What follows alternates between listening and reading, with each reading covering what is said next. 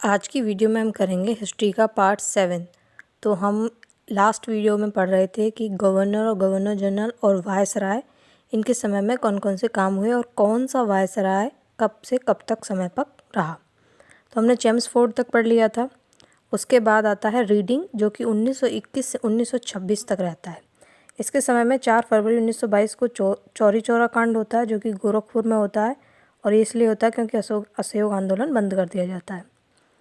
फिर स्वराज पार्टी का जो गठन है 1923 में, वो रीडिंग के समय में होता है, जिसको मोतीलाल नेहरू और चित्तरंजन दास द्वारा बनाया जाता है।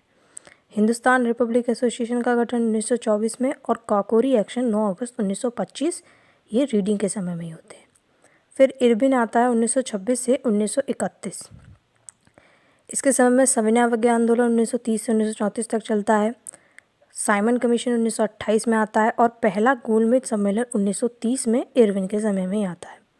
फिर आता है बेलिंगटन, जो कि 1931 से 1936 तक रहता है। इसके समय में दूसरा और तीसरा गोलमेज सम्मेलन होता है। और भारत शासन अधिनियम 1935 आता है। साथ ही पूना पैक्ट जो है वो 1932 में इसी के समय में होता है। फिर लिनलिथगो आता है, जो कि 1936 से 1943 तक रहता है, जिसके समय में भारत छोड़ो आंदोलन होता है। क्रिप्स मिशन 1942 भारत आता है और फॉरवर्ड ब्लॉक 1939 में इसकी स्थापना सुभाष चंद्र बोस जी करते हैं। उसके बाद वेवेल आता है 1943 से 1947 तक, जिसके समय में शिमला समझौता 1945 में होता है। और लास्ट में माउंटबेटन है, जो कि स्वतंत्रता के समय रहता है। अब हम देखेंगे इसके बाद कि 1857 का जो विद्रोह हुआ था, उससे पहले जो छोटे मोटे नागरिक विद्रोह हुए हैं उनको, और उसके बाद हम 1857 का विद्रोह पढ़ेंगे। तो एक सन्यासी विद्रोह होता है, जो कि 1770 से 1820 तक चलता है। इसको फ़कीर विद्रोह भी कहा जाता है। ये बंगाल में होता है और इसी के दौरान बंकिम चंद्र चटर्जी जो है आनंद मठ लिखते हैं।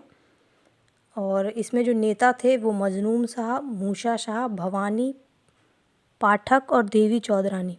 इनमें ये जो नेता हैं इतने इम्पोर्टेंट नहीं है, बस आपको ये याद रखना ज़्यादा ज़रूरी है कि ये जो विद्रोह हुआ है उसकी ये डेट कब है और इसका दूसरा जो नाम है वो भी इम्पोर्टेंट है, और साथ में ये विद्रोह कहाँ हुआ है। उसके बाद मोआ मरिया विद्रोह होता है, जो कि 1766 से 1769 तक चलता है असम में। इसके नेता हैं अनिरुद्ध देव और ये होता है किसान और अहोम राजा के बीच में।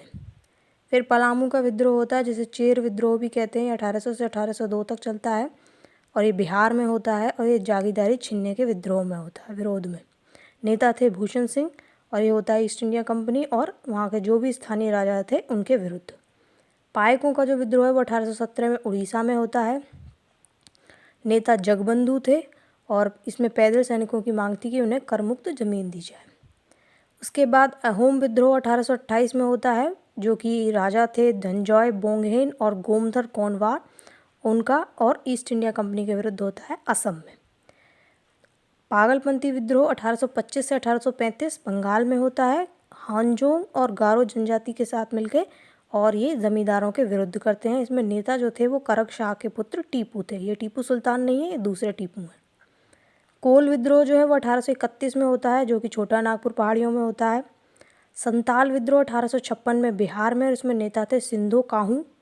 और कूका विद्रोह 1872 पंजाब में होता है, जिसको शुरू किया था जवाहरमल भगत और उनके शिष्य बालक सिंह ने। और फिर उसके बाद 1872 में जो नेतृत्व किया था वो राम सिंह कूका ने किया था। तो ये 1857 से पहले जो भी छोटे मोटे विद्रोह थे पूरे देश में चल रहे थे जगह जगह, ये वो थे।